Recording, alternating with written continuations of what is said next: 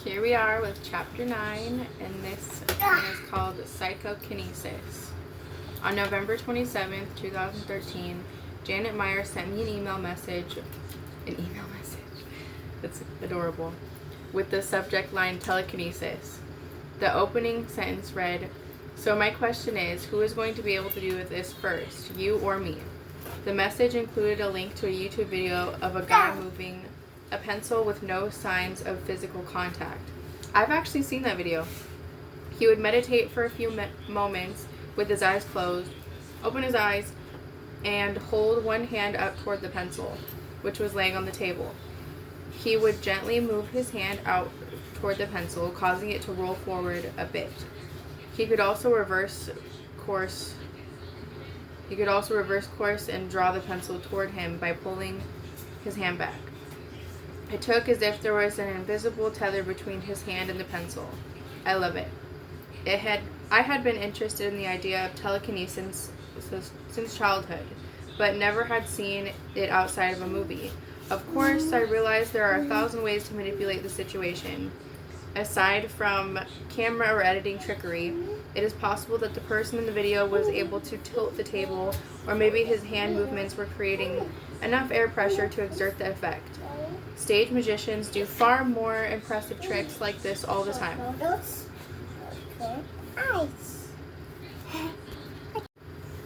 In fact, a good performer can be standing right in front of you and there is no way for the untrained eye to figure out how they make something disappear or levitate.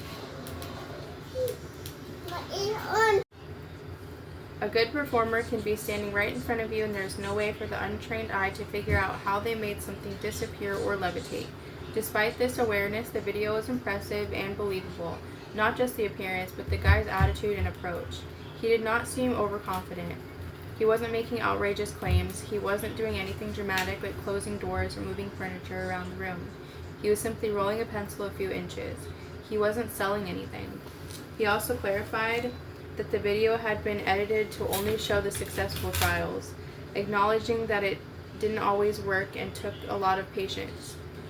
He even discussed the different ways that people may think he is cheating and safeguards he had in place to prevent other influences from impacting his work. Other YouTube videos showed people moving a sort of pinwheel made of aluminum foil. What, babe? What? This made more sense to me. If you are new at trying to move objects with your mind, that is psychokinesis or PK, you probably want to start with something that is very light and easy to move. While I suspect the ability to move objects with your mind has very little to do with the physical manifestations of the object, it does seem important to believe you can move the object. There is a famous scene in Star Wars Episode 5, The Empire Strikes Back, where Luke Skywalker is on the don't come for me, the Dagobah planet with Jedi Master Yoda learning to harness the Force. Luke is easily discouraged and a bit whiny, and tells Yoda that he cannot move the X-Wing starfighter, which is buried in a swamp because it is too big.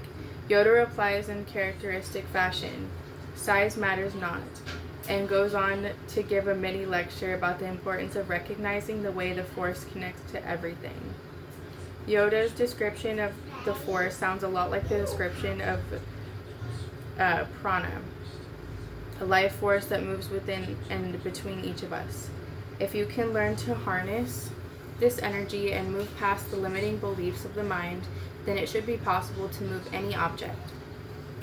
Because I recognized that my mind would reject anything that seemed difficult from a physical standpoint, I decided to work with a ping pong ball because they are lightweight.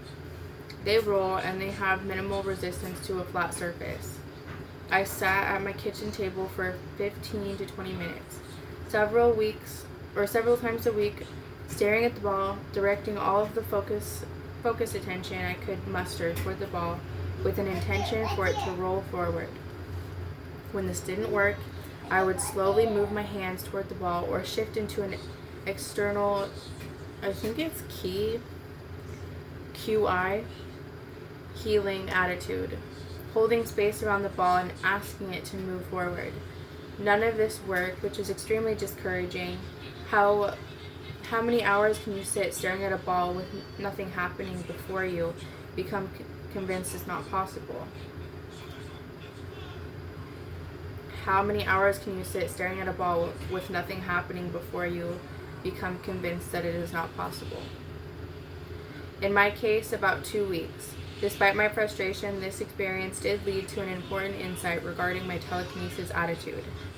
I was trying to use energy or ki to exert a force on the ball. This way of doing things, while potentially possible, relies on the mechanistic approach.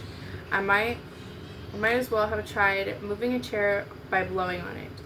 I was trying to use an invisible force, my mind, to impact a physical object, which in hindsight seems rather silly. This wasn't about physical force or Newtonian view of the universe. If it truly is possible for humans to influence physical objects with their minds, then I need to change the way I was considering the task. The realization took me back to the initial email from Janet. In addition to her telekinesis challenge, she had included a blog post written by Andrea Banikov, founder of Binaural FX, titled Telekinesis, a Theory That Makes It Possible. In this article, within first paragraph, he states, to master an inability to influence kinetic properties of an object, it is imperative to change your perception and understanding of what the object is. He goes on to describe the necessity of viewing the object as something more basic than a physical object. It is possible to shift your perception of the object in such a way that you can tune into the energy of the object rather than its dense physicality. If you are trying to move something physical with mental thoughts, that is impossible. However, if you are attempting to shift energy with energy, that sounds more feasible. This idea reminds me of a scene from the first Matrix movie. Neo, played by Keanu Reeves, is waiting to visit the Oracle. In the waiting room, he sees a young boy with a shaven head wearing a monk's robe. The young boy is holding a spoon and causing it to bend simply by looking at it. He hands the spoon to Neo and says, do not try to bend the spoon, that's impossible. Instead, only try to realize the truth. There is no spoon. Then you'll see that it is not the spoon that bends, it's only yourself. Similarly, moving objects with your mind requires you to reframe your perceptions. Do not try to move the object with your mind. Instead, connect your mental energy to the energy of the object. If you can accomplish this shift in perception, you only need to move the mind and the object. You only need to move the mind and object will follow. This all sounds great and semi-logical, but how do you convince a brain that has decades of rigid training to perceive and connect to invisible energy fields? Banikov describes this process as sensing into the energy field of the object you are trying to move. That is, tuning into its vibration, dynamics, or aura. If you simply stare at the object, not much is likely to happen. If, however, you sense and connect to the energetic nature of the object, then it will respond to your intentions. If you already have experience with energy fields and auras, the shifting of attention may not be too tricky. On the other hand, if this is a new idea for you, you may need a bit more guidance. Banikov talked about building this sixth sense by beginning with physical movement. Literally, he describes physically holding a ping pong ball and pushing it forward and backward on the table until he was able to internalize the feeling of the ball moving on the table. This is a clever approach to help move from the physical to something more subtle. With enough repetitions, it increases the possibility of recreating the feeling in your mind without touching the ball or moving your body, so that you only use your sensory memory. I practiced this way for a while, but without success. However, this practice led to several more insights into the work. First, I recognized that some part of my mind or personality did not truly believe that I could do this. I wanted to do it. I believed it was possible, but somehow I did not fully believe it was possible for me. Maybe this limiting belief was blocking the process. I also understood that a significant amount of practice may be necessary to develop my telekinesis abilities. And why shouldn't it? Learning to play an instrument, speaking a second language, or meditate, they all take practice and repetition. Why would this be any different? To address these insights, I first switched to an easier target for my experiments. Rather than attempting to roll a ping pong ball on the table, I switched to a pinwheel made of aluminum foil. Essentially, this is a square of aluminum foil folded twice. When it is unfolded, there are 4 creases coming from the center point, making a tiny umbrella shape. This pinwheel is then balanced on some kind of stand. I put a nail through the rectangular shaped pink rubber eraser. While it may not make any difference in the energy world, moving a thin piece of aluminum foil seems far easier than moving a ping pong ball. I was basically switching to a target that was easier for my mind to accept. I also decided that I was going to keep experimenting with this until I got something to happen. Shortly after switching to the pinwheel format, I noticed movement. Sometimes the tinfoil would just wobble a bit. Sometimes it would turn slightly in one direction or another, and occasionally it would make one or more full rotations. This was exciting, yet I still didn't fully trust it. The movement was inconsistent, and the tinfoil could easily be influenced by minor air currents in the room or heat from my hands. In fact, this awareness led to some helpful experiments. What would happen if someone walked by my table? What if the air conditioning kicked on? What if my face or hands were too close?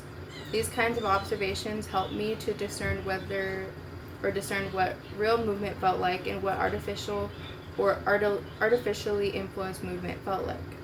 After several months of this practice, I became pretty good at knowing which process was engaged simply by how the tinfoil was reacting. On the one hand, this increased my confidence. On the other hand, there was still too many uncontrolled variables that I could not rule out. I needed a test that would not be influenced by air. There was a solution that I had seen in a few YouTube videos. It simply involved placing a transparent covering over a pinwheel. In my case, I used a large clear plastic mixing bowl. Interestingly, as soon as I added this barrier, it felt like I had returned to the beginning. Nothing moved, no wiggles, no wobbles, and certainly no full turns. My first reaction was to assume that I had been kidding myself with the prior sessions, or with my prior success. That everything I had previously witnessed was simply an unknown air current doing the work for me. Despite these misgivings, I kept at it. I noticed that the experience of working with the pinwheel felt different. I no longer felt connected to it when I was underneath the bowl. Somehow, it felt far away. If I took the bowl off, I could usually get it to move. As soon as I replaced the cover, nothing. I thought maybe something about the covering was creating a literal barrier to the energy between using to move the pinwheel. Maybe glass would be different. I switched to a glass bowl and got the same result. Eventually, I realized this was another layer to my limiting beliefs. Because there was now a barrier between me and the tinfoil, it became extremely challenging to believe that it was still possible. Eventually, with time, patience, and practice, I got the tinfoil to move under cover. Not often and not very much, but enough to show me that it was possible. I wanted to know more. Has anyone researched this? Are there people teaching this? What is possible besides moving aluminum foil and ping pong balls? As I started looking into research on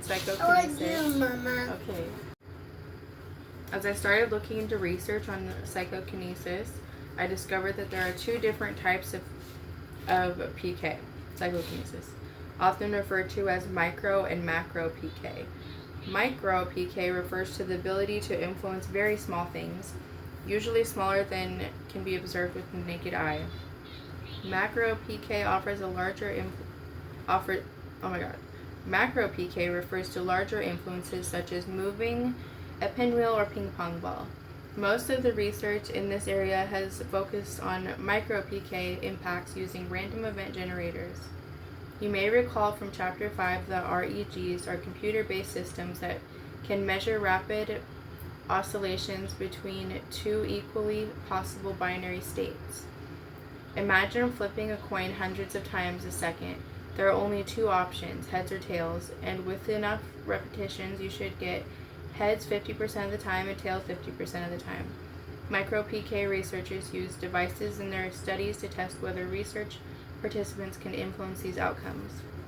Essentially, it is possible, simply through thought and intention, to shift the occurrence away from 50% to each outcome option, producing more zeros or ones. While many researchers and labs have experimented with micro-PK using REG techniques, the most famous is the Princeton Engineering Anomalies Research Laboratory, which was active in Princeton University from 1979 to 2007 and focused on parapsychology, specifically psychokinesis and remote viewing. In a typical pair-style experiment, the participant would sit across from the REG and receive instructions to use their mental influence to affect the outcome. The REG was designed to rapidly improve random numbers between 0 and 200.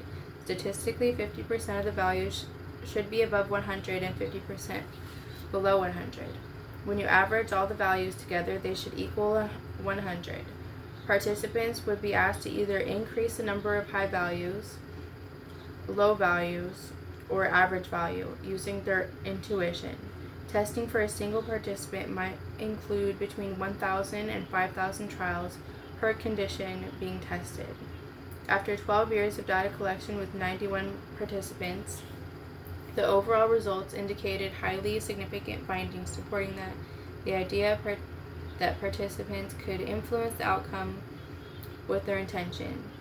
For the high condition, there was a 99.96% probability that the results were not due to chance. In the low condition, there was a 97.63% probability that the results were not due to chance. Beyond the pair studies, many other labs have explored micro-PK with varying rates of success. In an attempt to combine all of this data, researchers have completed a series of reviews designed to look at the cumulative data across all micro-PK research trials. In each of 5 separate meta-analyses, research have consistently concluded that the results against chance were highly statistically significant. In essence, there is virtually no way that these results were random. This is very cool and provides rather solid evidence that humans can influence non-human energies with their minds. Of course, it's also important to note that some participants were much more successful than others. When you combine thousands of data points across multiple environments and participants, any of the extremes in the data can get washed out and you lose some potentially valuable information. For example, what about the participants that did significantly better than the others? What were they doing? What seemed to help? In the book Real Magic, Dean Radin discusses a series of micro-PK tests conducted in the 1970s and 1980s, which took the extra step of asking participants what kind of mental strategies they were using during their trials. In this way, they were able to match strategies with success. Radin supports the most successful strategies including resonance, asking entities for assistance, using emotion to help power the will, one-point concentration, physical relaxation, visual imagery, and talking to the RNG as though it were sentient. This information is gold. More important than the statistics provided that micro-PK is real. This helps us understand the mental attitudes that may facilitate this ability. Interestingly, but not surprisingly, some of this sounds a great deal like what Bannikov described. You might recall that he emphasized the importance of forming a connection to the object. which is essentially the same idea as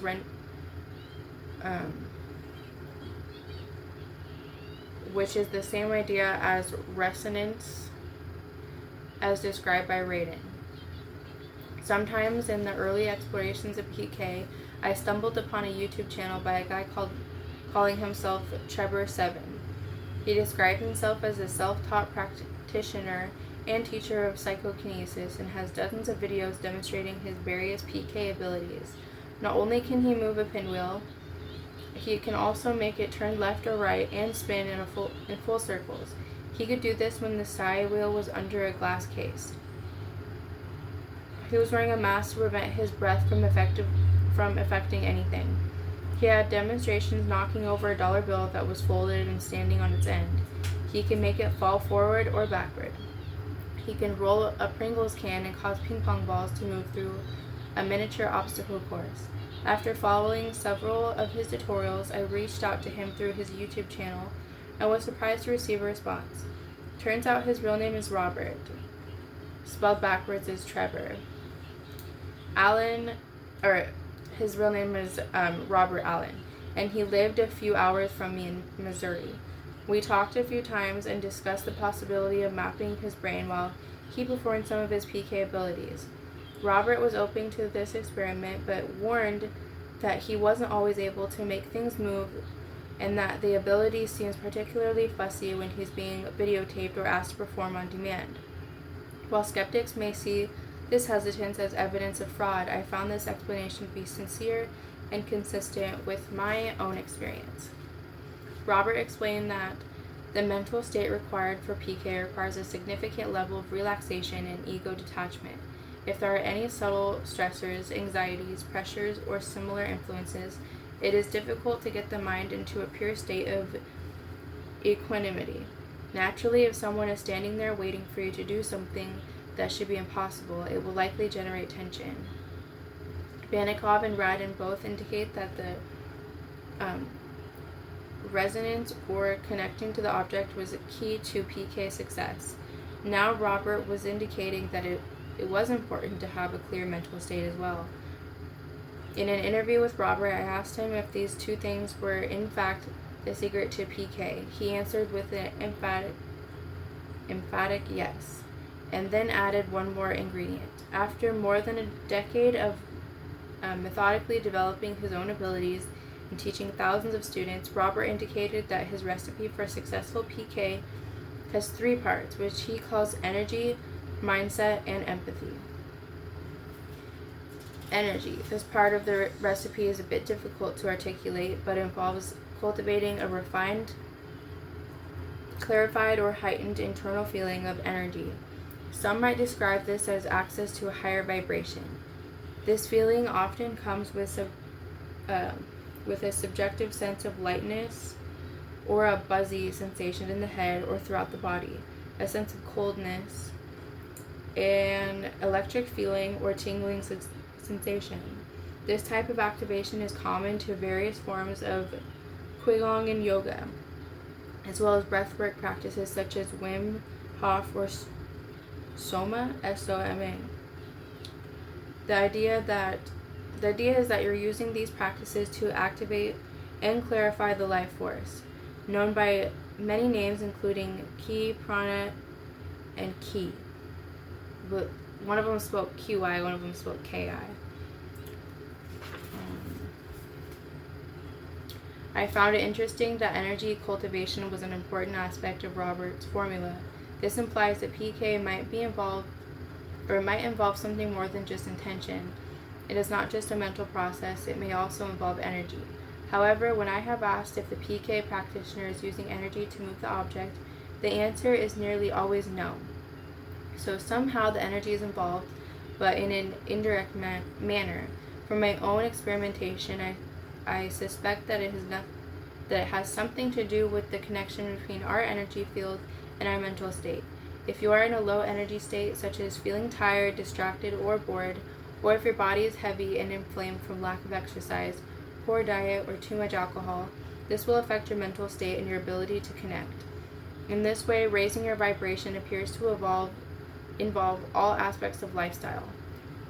A healthy, energized body supports a healthy, energized mind.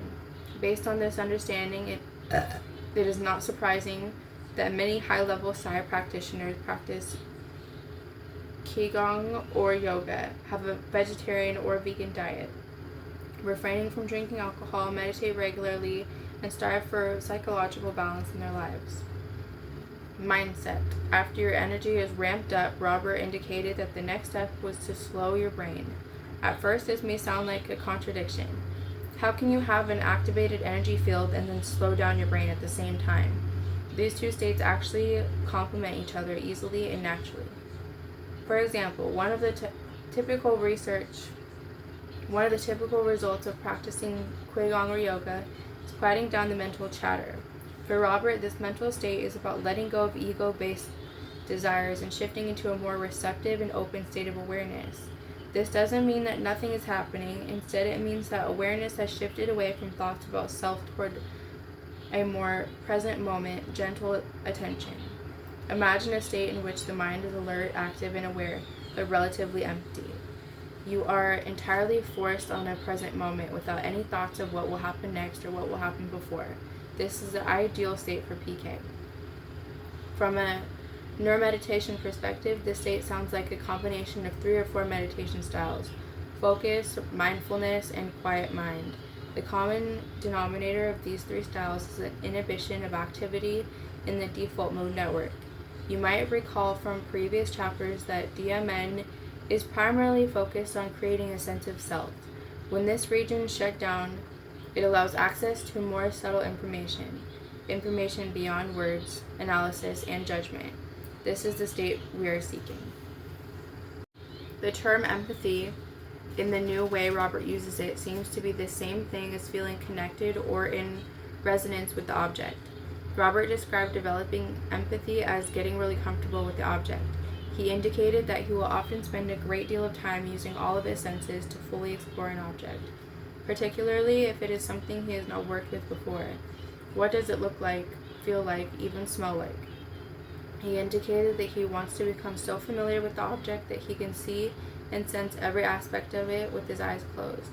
Robert has emphasized the importance of connecting to the feeling of the action you are asking the object to perform, rather than visualizing the object spinning. Connect with what it feels like to spin. If this is hard to recall, he suggests finding a merry-go-round and doing a few rotations. If you are attempting to knock something over by pushing or pulling, remember that feeling.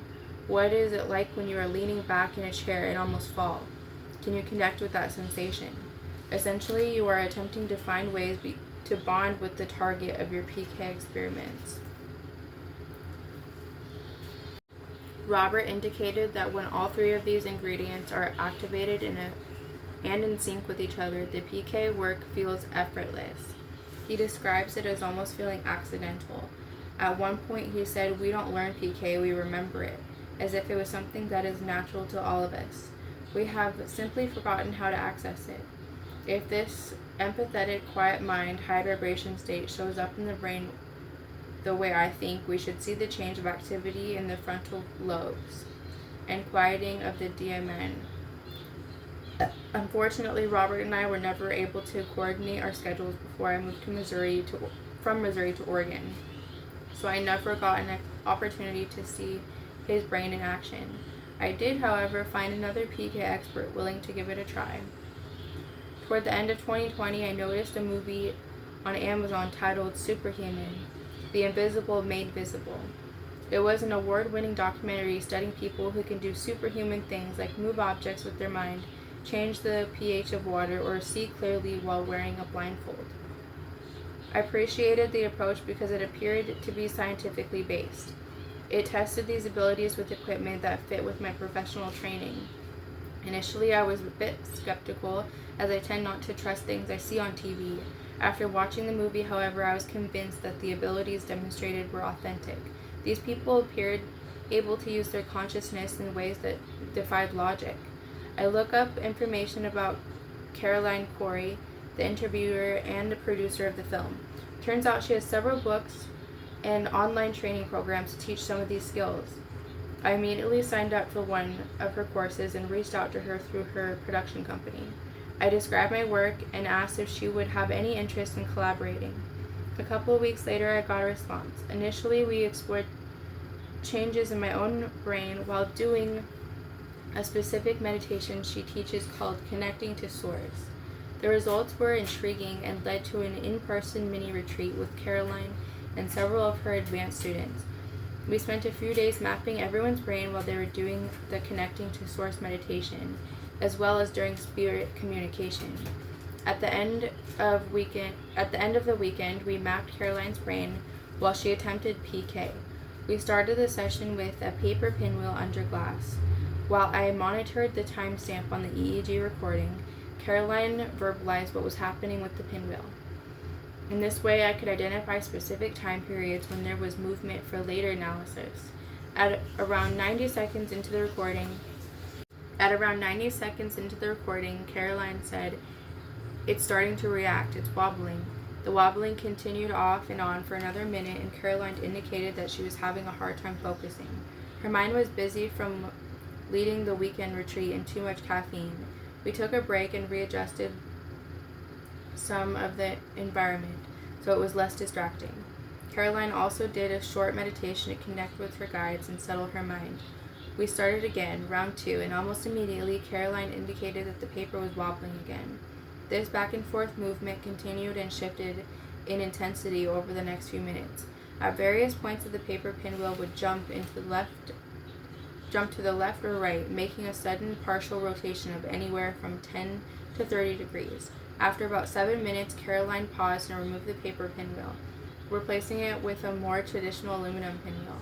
She indicated that it felt like the paper was tired and non-responsive. She told me that she had been talking to the paper, attempting to give it energy, but wanted to try something different. The foil responded almost immediately, beginning with a back and forth wobbling pattern and then several small movements to the left. After a few minutes, Caroline indicated that she was finished. As I contemplated what I just had witnessed, I realized that this simple demonstration was nothing short of a miracle. According to the laws of physics, this should be impossible. Something immaterial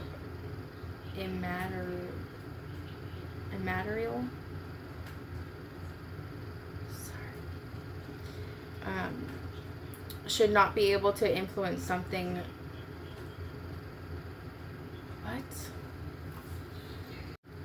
These results were even more impressive when I remembered what Robert was regarding performing in public. He had warned me that this is tricky, as PK really requires a clear mind and almost effortless engagement, which is difficult to achieve when someone is watching and waiting. With that in mind, it was impressive that we got any response at all. In fact, I wondered if my presence somehow also influenced the pinwheel. Even if Caroline was in the perfect mental state, it was impossible that my anticipation, anxiety, and eagerness inhibited the process in some way. When I asked Caroline about this possibility, she explained that it is important to have clear intention, blocking the energy of everyone else in the room. She told me that she always begins a session by visualizing herself and the PK target in an energy bubble designed to repel the signal of anything outside of herself. She said that if she hasn't done this ritual, it is likely that I would. She said that if she hadn't done this ritual, it is likely that I would have influenced her.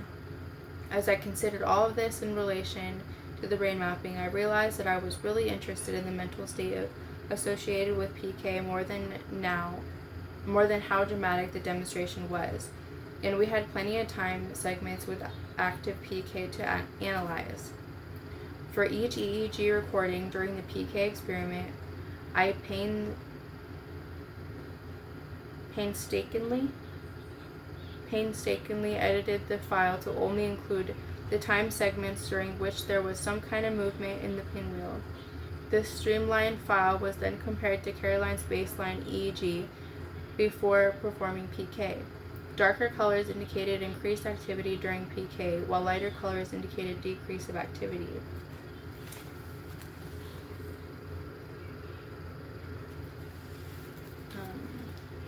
Caroline's brain showed a significant increase of fast brainwave activity in the frontal lobes, with an emphasis on the right prefrontal.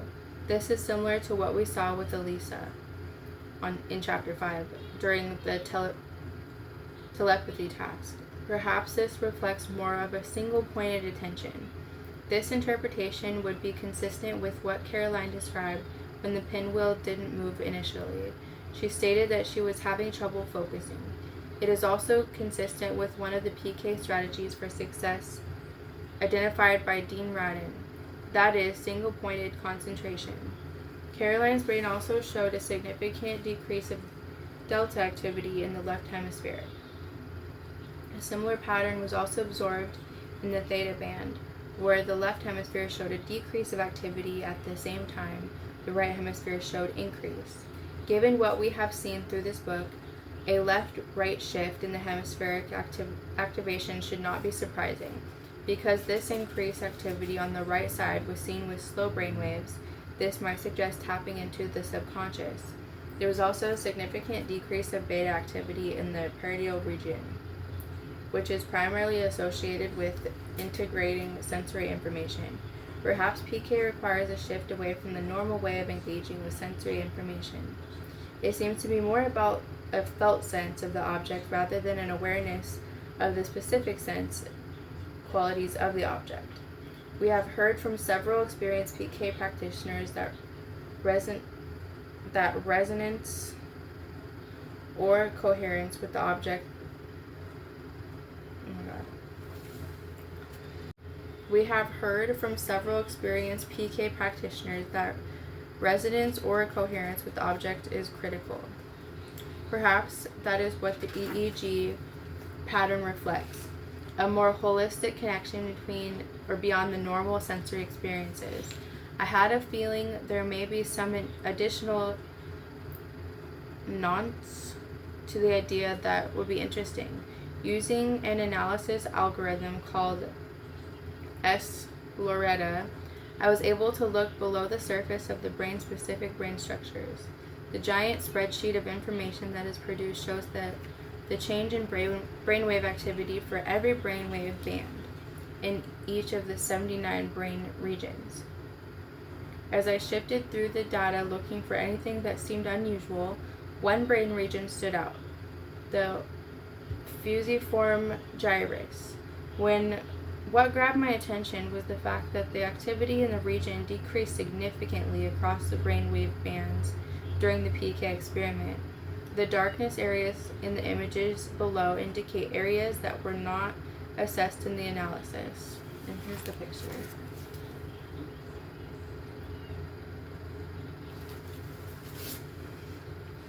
Within the specific regions of interest, darker shading in the images below indicates an increase of activity, while lighter colors represent the decrease of activity. These images are from the underside of the brain. Consequently, the left and right hemispheres are reversed. This part of the brain is typically involved with visual processing tasks, such as facial and body recognition. While this area of the brain is behaving differently than I expected, it can lead to the experience of synesthesia, or the combining of normal, unrelated senses. Someone with synesthesia might perceive letters or numbers as associated with specific colors.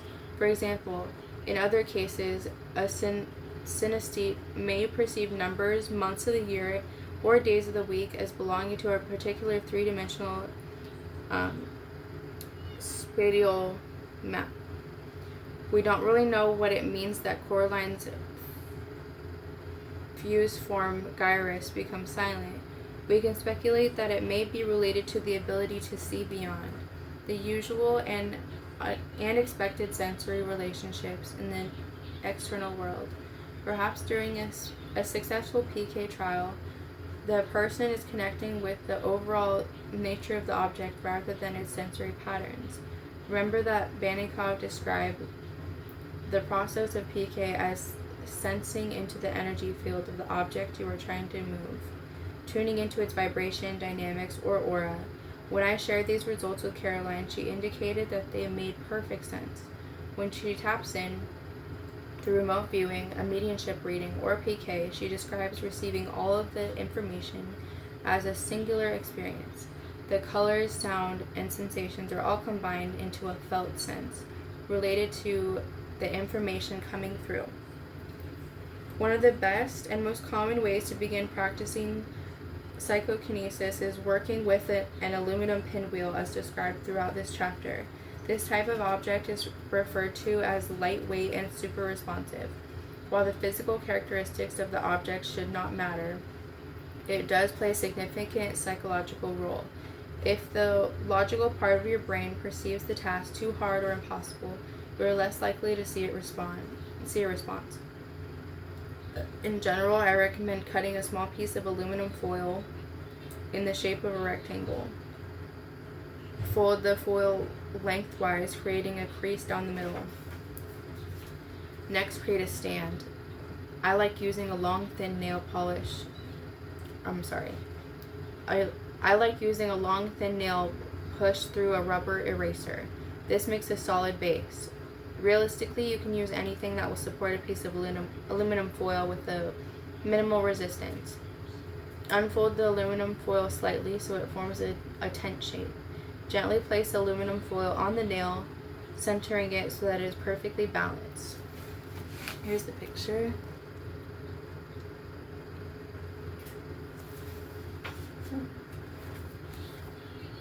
Place the tinfoil and the stand on the table or desk that is comfortable height.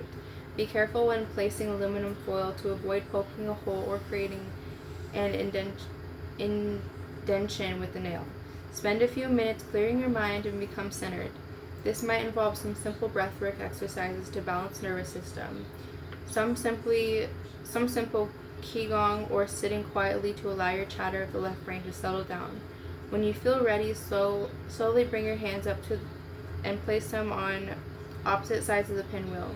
The movement of your hands will create an air current which will move the pinwheel. Notice what the movement looks like and feels like so you can differentiate it from the look and feel of PK.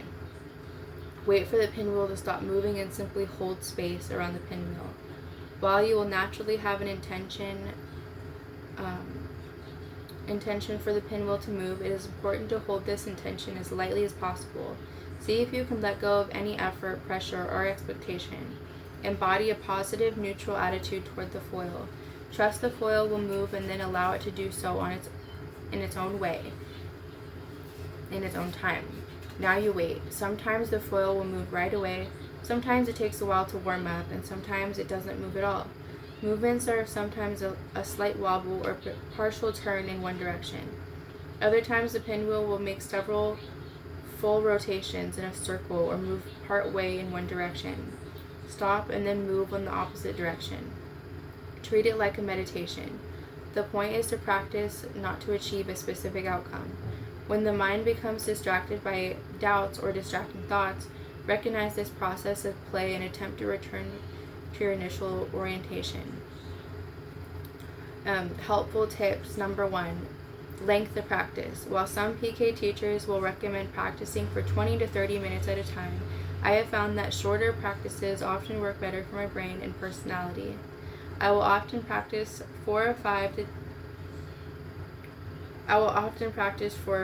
or 10 minutes, and if nothing is happening, I let go and move on to my other meditations. Number 2, frequency of practice. Regular practice seems to be helpful. While it may not be necessary to practice every day, consistency is rewarded.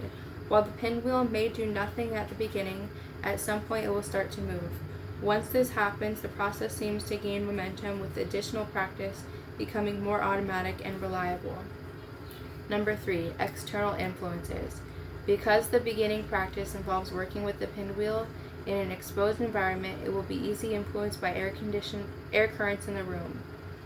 As much as possible, attempt to find a space that minimizes draft from the air conditioning or heat or an open window. Be careful with the movement of your hands. This will also create slight air currents.